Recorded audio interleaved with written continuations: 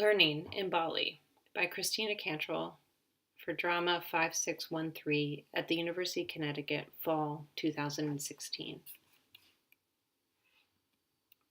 It was a remarkable experience going to a temple in Ubud, Bali to watch wayang kulit. I remember clearly the way that my companion Max and I weaved our way along until we found a street that seemed to be what our teacher had described. How we nervously stopped in front of the temple we figured was right, and before entering, took a moment to adjust the traditional dress that we weren't yet used to wearing. Once inside, we saw things being set up, and eventually the shadow screen was pulled taut and the gamelan orchestra was put into place. We thought, therefore, it would soon begin. But the puppets did not appear immediately.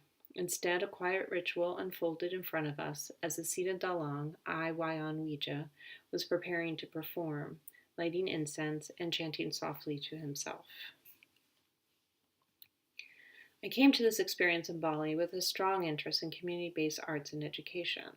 I was drawn to the public nature of the arts in Bali and also was interested in learning more about puppetry. I was here as a student, and I brought with me a student's excitement, but I also had a teacher's curiosity about what the teachers we worked with would emphasize or not during our short time with them. Ethnomusicologist Edward Hurst writes about the ways that he learned from Balinese teachers in his book Voices in Bali. Paraphrasing his teacher, he writes that, quote, "One must teach as one learns. One must be able to externalize and pass on knowledge, share learning as one teaches." He describes the ways that the concept of desa kala patra, place, time, context, is essential to Balinese artists. And he shares a way that his teachers stressed that the focus is not on learning this dance or that music, but instead on the the strange or subtle aspects of art. The study is about how art lives. This idea that art lives was very present to me during my time in Bali. Almost everyone I met engaged in some sort of artistic practice, whether professionally or in community ceremonies. And as a student of puppetry, I was introduced to a wide range of art forms that were fundamentally interconnected. I was also awed by the multifaceted nature of the art practices of the Dalangs. They were also dancers, singers, poets, gamelan players, and mask performers. Balinese Dalang and scholar I. Noman Sidana writes about the ways that he learned in his essay, The Education of a Balinese Dalang. He compares the learning of Dalangs in informal settings, traditional study under the guidance of an older teacher, to those of formal school settings, high school or collegiate, where he went and says that such schooling became available in Bali post-1974. The study and the knowledge that Dalang needs to gain is called Petalangan. Through traditional study, a learner would study Petalangan intensely with one Dalang, and Sandana writes that the student learns in a deep way that the work of the Dalang is sacred. He describes how a young Dalang must first fall in love with the puppets, and begins with puppetry as entertainment, fun, and play.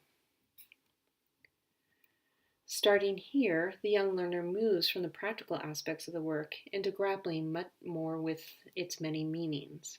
In this way, they begin to, quote, move towards the sphere of knowledge and philosophy. The young Dalang learns by doing and in context, and the goal in performance is to work from an understanding of literature and philosophical study and connect that to the realities of the audience's life. In his more formal experience, Sadhana writes that it was divided into three categories: the heart, the head, and the art.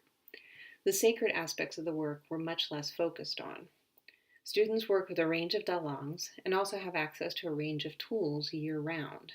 This, Sadhana points out, is not possible in traditional settings where the puppets are sacred and puppetry objects are handed down. Formal students are taught theory through lectures and readings instead of through practice. Also, in the formal setting, tests are given, students read, write, and compose. They're separated by class and grade level, and academic certifications are achieved. Often, too, in this process, student debt is accumulated. As an educator, I am interested in where the onus and responsibility for learning lies. Does it lie with the student or with the teacher? Sadhana describes how in a traditional Dalong training, the responsibility is with the learner to direct his own learning, and the teacher then acts as a mentor and a resource. In the more formal settings, however, the responsibility for learning is reversed, and the onus is really on the teacher. Also, within traditional settings, theory and practice come together, and the community, the audience, not the teacher, is the judge of the learner's progress and readiness. Traditional rituals and ways to care for the puppets and the space of performance are also taught in this context. Such processes, both the sacred and the communal, are not as present in the formal ways that Dalangs are credentialed at the university, and often have to be sought elsewhere after completion of study. Sadhana points out how this can leave some formally trained Dalangs unable to practice within more sacred communal settings. Sadhana writes about how formal education, however, allows for new innovations not previously possible.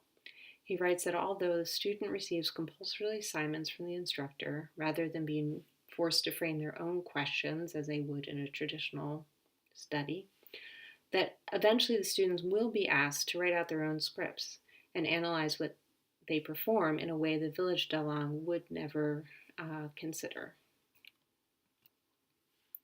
He also brings up there's a potential for opportunity for more equitable access to the study of Petalangan in the formal setting. For example, only boys, and usually boys from families of Dalangs, are those supported to study puppetry in traditional settings, whereas in the formal settings, females have studied and have become credentialed Dalangs. Jennifer Goodlander writes about the tensions in this, however, in her article Gender, Power, and Puppets, Two Early Women Dalangs in Bali.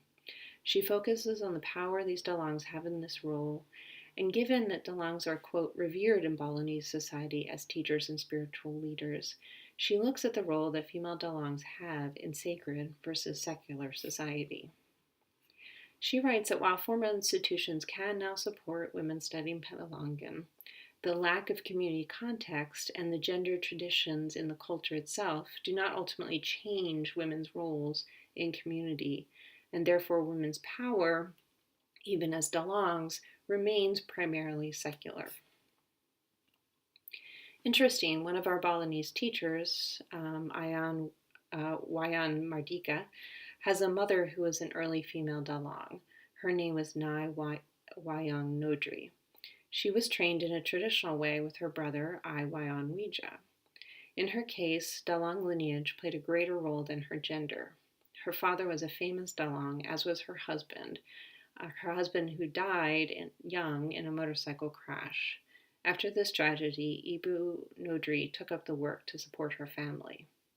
In an interview with Goodlander, Ibu Nodri shares that she worked as a Dalang in both temple and community ceremonies. I'm interested in the conversations that exist within these stories and tensions, and from what I've been learning from these Balinese teachers and scholars about puppetry and learning. I thank them for introducing me to the subtleties and shifts within their beautiful Wayan Kulit practice.